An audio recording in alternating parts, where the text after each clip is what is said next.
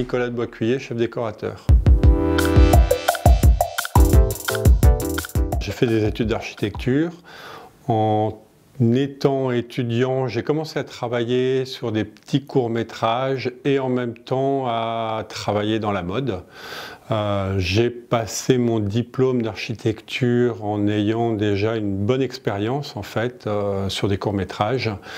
Et ensuite, j'ai travaillé dans la mode pendant quelques années, tout en commençant à travailler sur des longs métrages. En fait, je crois que c'est Why Not j'avais fait un court métrage chez Why Not et puis une production qui s'appelait Sérénade Production faisait un long, mais ils n'avaient pas beaucoup d'argent. Ils avaient appelé Why Not, qui avait donné mon nom et voilà, le premier long est arrivé comme ça. Donc il y a plusieurs parcours. Moi, j'ai pas été assistant en fait. J'ai commencé en finissant architecture et en travaillant dans la mode et sur des courts-métrages. Avec Guillaume, on avait travaillé sur De Gaulle déjà, et on a travaillé effectivement sur Goliath de Frédéric Tellier.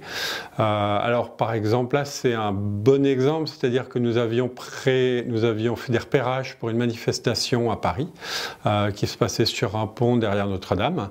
Et entre-temps, il y a eu des restrictions Covid qui fait qu'on ne pouvait plus tourner effectivement avec des figurants dans Paris. Donc nous avions été, je crois que ça s'appelle Zone 217, en tout cas le backlot où il y avait pas mal de tournages, c'est-à-dire qu'on est vraiment sur un terrain militaire, il n'y a rien. Donc on a simulé en fait Paris par des repères. On a ramené quelques signes, comme des trottinettes, des petites choses urbaines, un peu de mobilier urbain d'ailleurs, et la manifestation s'est faite là-bas, avec malgré tout quand même beaucoup de fumée pour enfumer un peu et pas avoir trop de plans truqués. Et CGEV et Guillaume donc ont remis Paris derrière en post-production. Une fois qu'on sait qu'on va faire du VFX, ça se prépare. Il y a plusieurs méthodes, il y a plusieurs solutions suivant les personnes avec qui on travaille. Donc on essaie de comprendre ce qui facilite le travail pour tout le monde. On se met d'accord et on fait les choses. Un bon exemple aussi, c'est De Gaulle. La famille de Gaulle montait sur un bateau, tout simplement. Donc nous avions un quai, on a fait une passerelle et ensuite on n'avait pas de bateau. Donc CGEV devait mettre un bateau en numérique.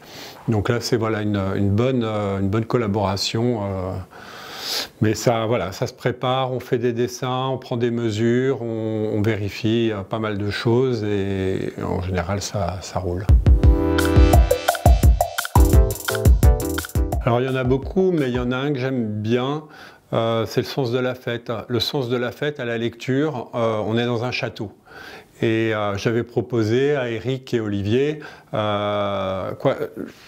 je leur disais, les salons de château, ça va être trop petit. Quand je lis, il y a 200 invités, ça va pas marcher en fait. On va avoir une multitude, une enfilade de salons et c'est pas l'esprit. Du coup, je les ai emmenés voir une espèce de serre, une orangerie qui était en région parisienne. Ça matchait, ça leur a plu. Moi, j'avais toujours en référence la règle du jeu de Renoir et je me disais qu'il fallait effectivement une ligne directe entre la cuisine et la réception. Et du coup, j'aurais proposé de les mettre en ligne droite. On était sur l'eau. Donc voilà, ils m'ont dit, mais là, il y a de l'eau. Elle dit, oui, on va voir, on va essayer.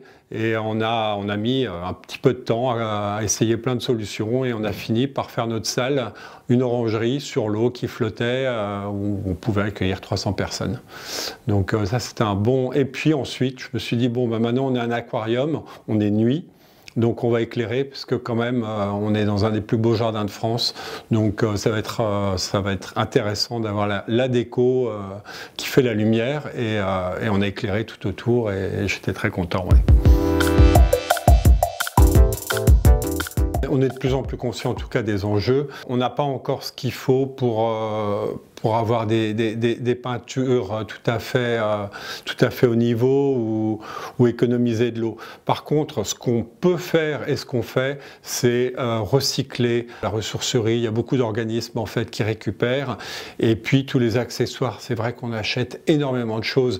La déco, c'est en 2-3 mois dépenser des centaines de milliers d'euros. Donc ça va très vite, on dépense énormément, on brasse énormément de choses et maintenant on prend vraiment le temps d'arriver à leur donner une deuxième, une troisième vie. D'autant plus que c'est notre métier, on prend des choses qui ont déjà eu des vies et ça a du sens de surtout pas les jeter, mais voilà, d'avoir cette continuité pour qu'on puisse faire d'autres films d'ailleurs. C'est effectivement les 11 vies de l'abbé Pierre, toujours de Frédéric Tellier. Très gros projet qui est actuellement en post-production avec, je crois, 600 plans truqués en VFX. Donc c'est un projet lourd et voilà, il y avait énormément de décors, beaucoup de saisons. J'ai vu des choses très très belles et j'ai hâte de voir le film.